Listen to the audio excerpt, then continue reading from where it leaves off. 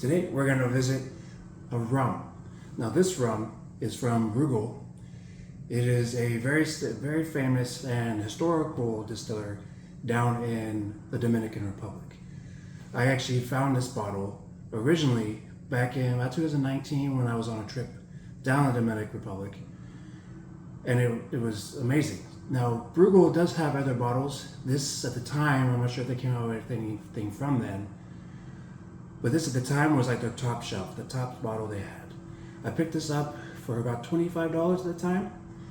And if you go online and buy it, I think it's like upwards of like $50, maybe $80. But as far as I remember, you can only ever get this there specifically. You can buy other products from them.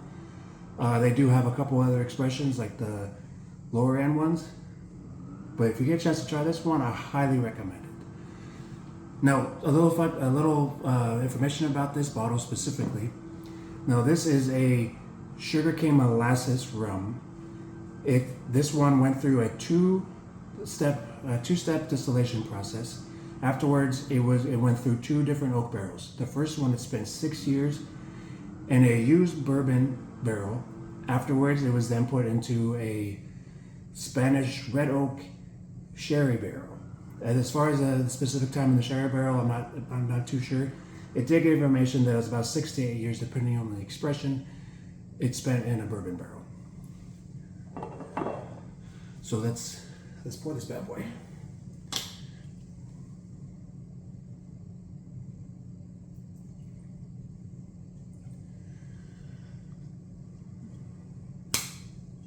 I'm gonna go ahead and use a Glencairn. I don't know if there's any specific, I really haven't dived into it yet, if there's any specific rum sipping glasses. But this will allow you, this glass will do the same. It'll allow you to smell what you want to smell as well as sipping. It's a good glass to do it with. I did research a little bit on like how you're supposed to properly sip on or taste rum.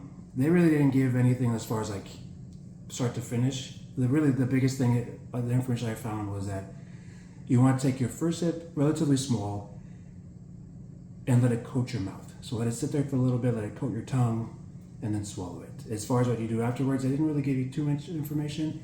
You just kind of play with it. Now with whiskey, the difference is most people will say, okay, well the first sip is about the size of a hot coffee sip, and it just goes straight down. Like don't worry about it, just let it go down. And you're kind of like prepping your mouth for the further tasting of that whiskey. And this one, you want to let it sit there for a little bit. Okay. Let's start with the nose. Oh, that's bad. This is like now rums, I typically get and I've only ever tried like maybe 5 total in my entire life. This one, very sweet, very caramely. I definitely get a heavy molasses smell. But more of you definitely get like a cookies kind of smell too. Yeah, like a sugar molasses cookie. I mean, it makes sense. But it does have a very, very strong oak presence. But it blends, but it mixes well on the nose. Okay, let's get a sip.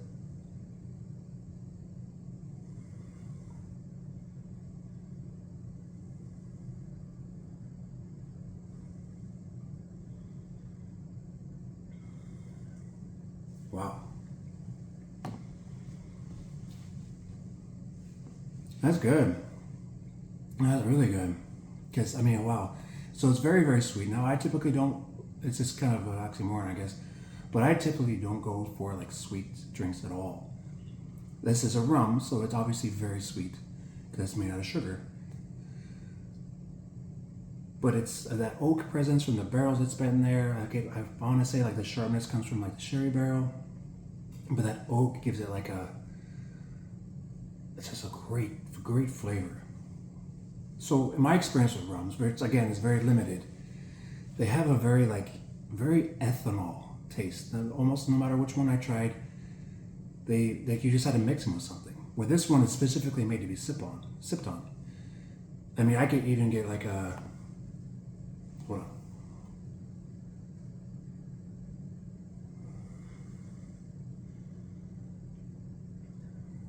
I even get like a tobacco, like a cigar. Now, Dominican Republic does have a lot of cigars, and they do have good cigars too, but it's such a great blend. I mean, you get like a, not so much caramel, definitely molasses sweetness. The molasses is what the sweetness is. But you get like a, almost like a sugar cook, like a cookie, because I mean, you get like that breading, kind of like pepper breading, kind of, I don't know if that makes any sense, pepper breading. But the oak comes in there, and it just, like it just, like stirs it out. It is, yeah, it's pretty awesome. Now the problem, again, if I didn't say this already, the problem I get with most rums that I've had is that ethanol is so present. Because now rum does have it has a thicker viscosity to it. It's almost like a syrupy kind of consistency. Well, on the thin side, but the feeling is very like syrupy. Now it makes a syrupy ethanol. You don't get that at all with this. I don't get that at all. The oak is very present. It's very, you get like good fruits in there, almost like a dark fruit. Not so much like a tropical fruit, but more like a dark fruit. Yeah, very pleasant. I mean, it's very awesome. This is one of those bottles, if you're like a whiskey person, especially a bourbon guy or gal, and you're interested in trying other spirits, rum being one of them, if you can find this bottle, or if you meet me, I'll let you try it. This is amazing. This is amazing rum.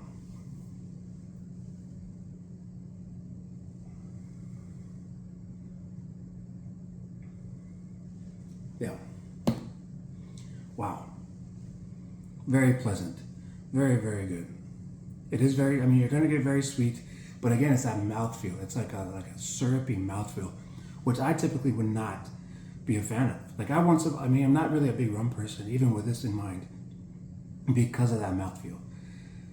For what this is, it is delicious. Absolutely delicious.